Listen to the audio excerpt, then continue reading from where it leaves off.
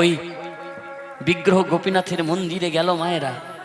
আর মন্দিরে গিয়ে কি দেখলো? মন্দিরে গিয়ে দেখলো ছোট্ট গোপীনাথ বিগ্রহ গোপীনাথের চরণ তলে উপুর হয়ে পড়ে আছে। ছুটে এসে ওই গোপীনাথকে যেই না কোলে তুলেছে, আর কোলে তোলার পর তখন গোপীনাথের মুখ দিয়ে ঝলকে ঝলকে রক্ত পড়ছে।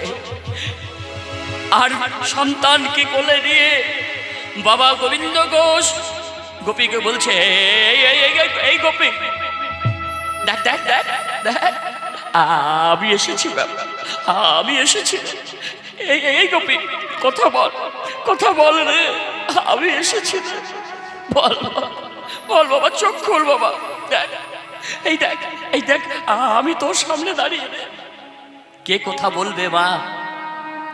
ঝলকে ঝলকে রক্ত পড়তে পড়তে ছেলেটা মৃত্যুর কোলে ঢলে পড়ল। মৃত পুত্রকে বুকে জড়িয়ে ধরে ভগবানকে ডেকে বলছে, তুমি আমার মাধবীকে কেড়ে নিলে, আমি কিছু বলিনি, কিন্তু তুমি কি করলে? যাকে অবলম্বন করে আমার বেঁচে থাকা, সেই একমাত্র আমার পুত্রটাকেও তুমি কেড়ে নিলে। শোনো, তুমি কি করলে? তুমি কি করলে? তুমি আমার একমাত্র পুত্রটাকেও কেড়ে নিলে। না, আজকে যখন তুমি আমার সব কেড়ে নিলে প্রভু, আর তোমাকে ভালোবাসবো না, আর তোমাকে সেবা দেব না। মৃত পুত্র সন্তানকে বুকের মধ্যে জড়িয়ে ধরে বাবা হয়ে সন্তানকে মাটি চাপা দেবে বলে চলে যাচ্ছে সুরধনী গঙ্গার তীরে। বাবা মাটি খুঁড়ে ওই বালি খুঁড়লো, বালি খুঁড়ে গর্ত করে ছেলেটাকে বালি চাপা দিল। বালি চাপা গিয়ে যখন গোবিন্দ ঘোষ বাড়ি ফিরে এলো, মায়েরা বিগ্রহ গোপীনাথের দিকে লক্ষ্য করে বলছে, দয়াময়, তুমি যদি দয়াময় হও, তুমি যদি আমার ভগবান হও, তোমাকে তো আমি সেবা দিতাম। কি লাভ তোমাকে সেবা দিয়ে? না, আর আমি তোমাকে সেবা দেব না, আর তোমাকে আমি ভালোবাসবো না। আজ থেকে তোমার সব পুজো সেবা বন্ধ। একদিন সেবা দিল না মা ভগবানকে, একদিন সেবা দিল না, 2 দিন সেবা দিল না, 3 দিন সেবা দিল না, 1 দিন 2 দিন 3 দিন ভগবানের সেবা নাহি দিল, সেবা নাহি দিল। পুত্র হয়ে ভগবান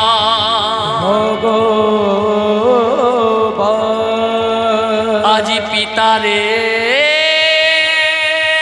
কহিল, পিতারে কহিল।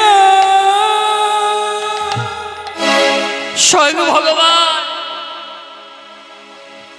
স্বয়ং ভগবান নিজে পুত্র রূপ ধারণ করে বাবা গোবিন্দ ঘোষের কাছে এসে বলছে, বাবা, বাবা গো,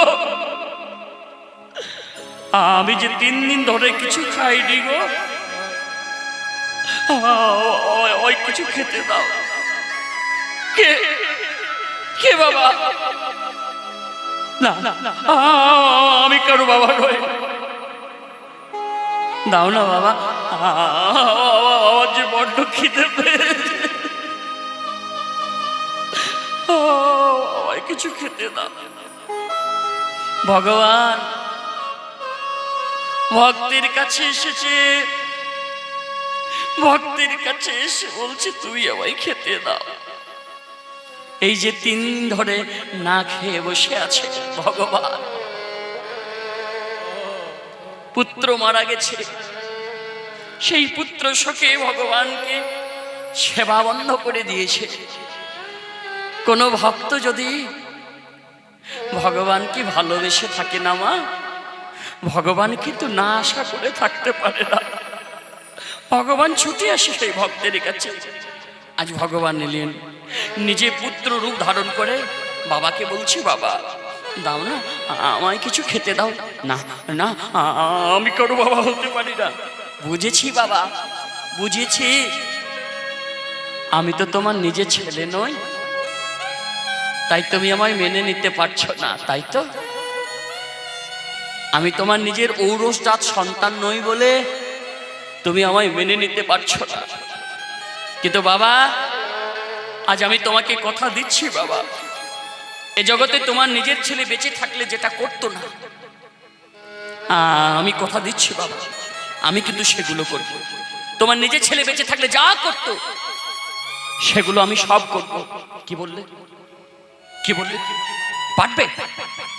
আমার ছেলে যেগুলো করতো তুমি সেগুলো করবে? কথা দাও, কথা দাও তুমি করবে। কথা দিচ্ছি বাবা, তোমার নিজের ছেলে বেঁচে থাকলে যেটা করতো আজ আমি তোমায় কথা দিলাম, সেগুলো আমি নিজের হাতে করে দেখাবো। নেতাই গৌর হরি বল। বেশ, তাহলে শোনো, আমি যেদিন মারা যাব, আমি মারা গেলে আমার শেষ দিনের ক্রিয়া কার্য, ওই কার্য কর্মগুলো সব তুমি করবে, পালন করবে, নিজের হাতে পিণ্ড দান করবে? করব। 3 দিন ধরে হবিষ্য হবে, 3 দিনে হবিষ্য খাবে? খাবো বাবা। কাছা পরিধান করবে? করব, করব বাবা। আমি কথা দিচ্ছি, 1 মাস ধরে অসৎ পালন করবে? করব, করব বাবা। তোমার ছেলে যেগুলো করতো, তোমার ছেলের দায়িত্ব সব পালন করব। আমি তো তোমার ছেলে বাবা, ভগবান হয়ে ভক্ত গোবিন্দকে কথা দিচ্ছে বাবা, সব করব। যেদিন তুমি মারা যাবে তোমার সেগুলো করতো, যেদিন তুমি মারা যাবে বাবা, আমি কথা দিচ্ছি, তোমার ছেলে বেঁচে থাকলে যেগুলো করতো সেগুলো আমি সব দায়িত্ব পালন করব, করব আমি।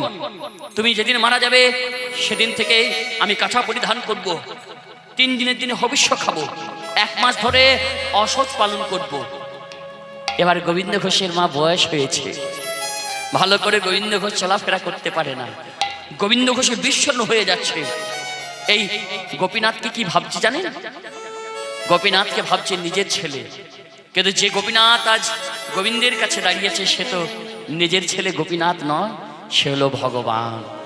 আজ ভক্তের কাছে এসেছে পুত্র হয়ে, বাবার ওই সৎ কর্মগুলোকে সব কিছু পালন করার জন্য, নিজের হাতে পালন করবে বলে এসেছে ভক্তের কাছে, ভক্তের মান বাঁচানোর জন্য। নেতাই গৌর হরি হরি বল।